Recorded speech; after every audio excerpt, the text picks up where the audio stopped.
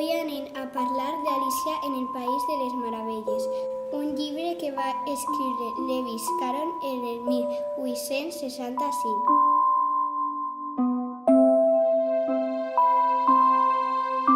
Tinc pressa, arriba tard.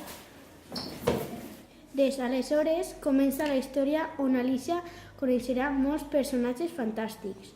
Un gat que apareix i desapareix, una llebre de març i un sombrerer que fan una festa del 9 aniversari.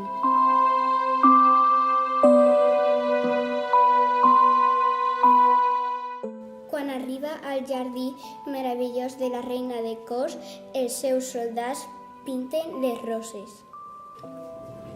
Que le tallin el cap!